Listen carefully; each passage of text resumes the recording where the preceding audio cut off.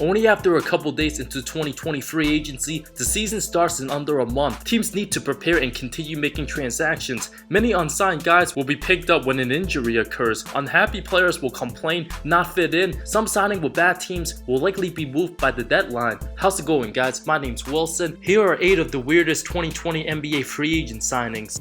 It's not so weird for Charlotte to pay loads of money to Gordon Hayward, but $120 million for 4 years for a guy who hasn't been healthy the last 3 seasons, hasn't looked the same since his Utah days, an absolute double travesty. Nobody could have predicted this type of money. No way any functional franchise even dare match that. Hayward realistically might not even be worth that right now. Missed 111 regular season games and 31 playoff DNPs the last 3 seasons, way less valuable today than in 2017. Waiving Nick Batum, using the stretcher to create cap space for a one-time all-star. Charlotte spending more money for a 30-year-old Hayward than Boston when he was 27 when you factor in getting rid of Batum's deal. The Hornets weren't even 1 or 2 or 3 pieces away, but more like 5 pieces. Many thought Hayward would either end up with Indiana or the Knicks. Anybody giving a 17-point-a-game score who's diminished $30 million a year until he's 34 years old. In a year and a half, Hayward might make Batum's contract look microscopic. Maybe Charlotte can sneak in as the 8th seed, but the 6'8"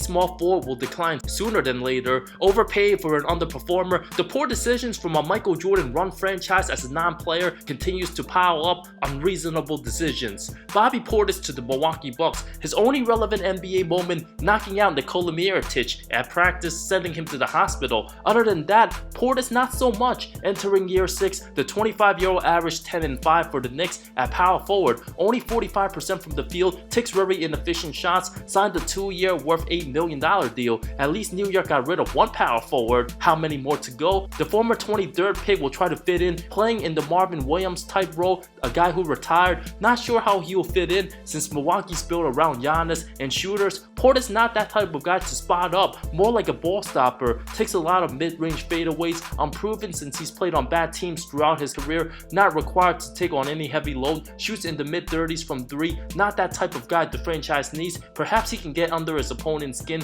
committing hard fouls. The entire Detroit Pistons franchise signing Mason Plumlee for 3 years, $25 million. Good for him for getting that money. Who would have ever thought? Detroit let go of the younger and more upside Christian Woods so they can get a backup center in return. Like that's gonna help the franchise. Good for Mason for getting that bread. No idea what the franchise thinking. Signing the 30-year-old on a rebuilding squad with other bigs in place makes no sense. Reminds me of the Orlando Magic signing Al-Farouq Aminu last season, clogging their cap space with unnecessary signings for a 7-5 guy who played 17 minutes off the bench, came off the bench last 3 seasons, didn't average more than 8 points in any of his tenure with Denver, a starter for half his career, can't shoot threes, won't get any better. If anything, Plumlee will decline as he ages. Detroit's not doing anything to maximize their resources or utilize leverage in any situation. Because of his contract, the Pistons will likely be forced to trade him in a year and a half and end up getting a 2nd-round pick in return. From one big to another former Duke center, Jahlil Okafor, will back up Plumlee, who's not a good NBA player. Some thought he might have already been out the league. Agreed to a 2-year deal, came off the bench for the Pelicans, put up around 8-4 the last 2 seasons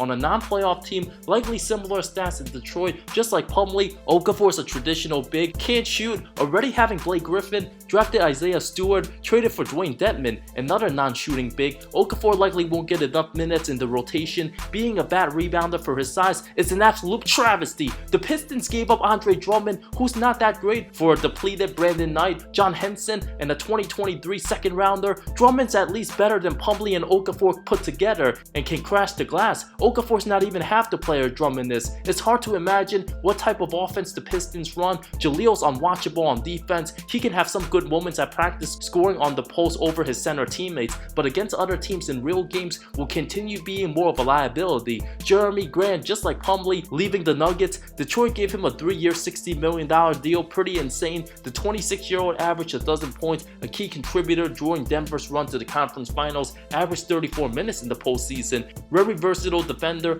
a much improved shooter. The franchise simply overpaid for the forward. forward. They already have another forward in Blake Griffin, getting 36.6 mil. Young Sekou Doumbouya, a power forward, playing great might hurt his development. Spending all that money in the front court doesn't make any logical sense unless they know for sure Griffin will be traded. Unclear how much Grant changes the ceiling of this team. Doesn't appear to be a first or second option. Declined his 9.3 mil player option to be on a weaker team. That's not going anywhere. Detroit hasn't won a single playoff game since 2008. Instead of trying to compete for a championship, Denver was willing to match the deal, but being a bigger name on a worser team was his obvious decision. Grant doesn't appear to be the player to help change a struggling franchise, more of a critical role piece for a playoff team. I don't see Grant being a strong enough presence for the Pistons to get them to the playoffs. Robin Lopez to the Washington Wizards, a borderline NBA player now, will just be known for beating up mascots and getting into near fights here and there. The 32-year-old barely cracked the Bucks rotation, not a prolific rebounder, doesn't possess the offense his brother has. For a guy who averaged 5 and 2,